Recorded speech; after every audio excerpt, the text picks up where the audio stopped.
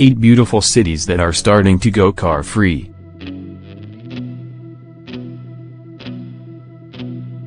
8 beautiful cities that are starting to go car-free. People have been driving cars for over 100 years now, and it's considered to be the main mean of transportation. But unfortunately, it's not the most convenient way to get around anymore. For example, in London, it's much faster to get wherever you want to by bicycle rather than by car. Every country has cities where traffic is absolutely insane. Therefore, more cities now have started to make pedestrian zones where automobile traffic is prohibited. We at Brightside would be extremely happy if we were able to have a lovely stroll downtown where there wouldn't be any cars. Some cities are making this dream come true.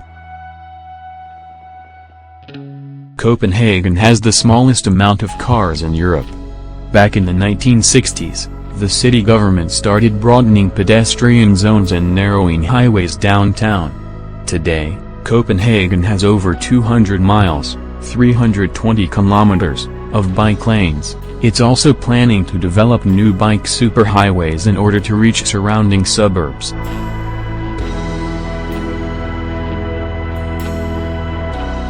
Though cars aren't strictly prohibited downtown, the City Hall is trying to do its best for citizens to start conveniently walking and getting around by bikes and public transport.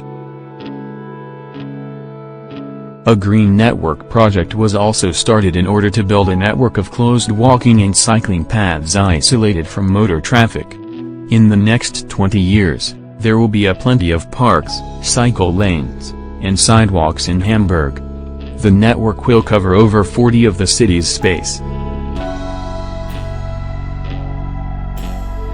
Many central city streets in Madrid are car-free zones, and anyone who enters there will have to pay a fine $100. The only exception made for the residents of this neighborhood.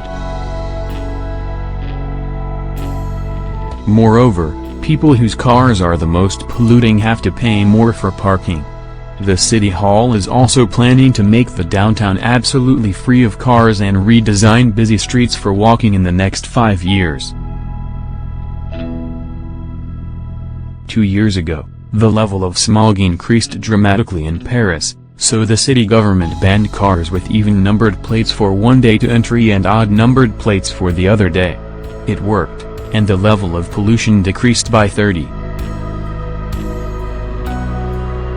By 2020, the City Hall plans to increase the number of bike lanes and allow only electric cars entry to downtown.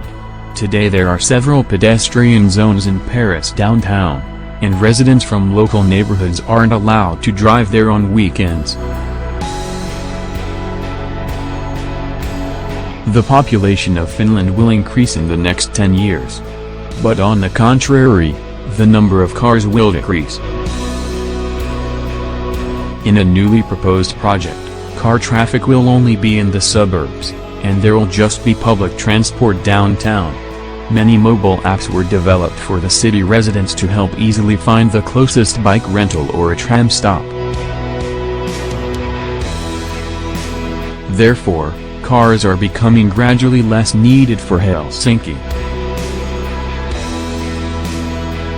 The streets of this Chinese suburb were originally designed in such a way that it's possible to reach any location in 15 minutes on foot. The car traffic is allowed only half of the road area and the other half is allotted for cyclists and pedestrians. In Bogotá, bike lanes and pedestrian zones were created in the 1950s. Today, there are 185 miles, 300 kilometers, of bike lanes. Most of the downtown streets are car-free and only public transport is allowed.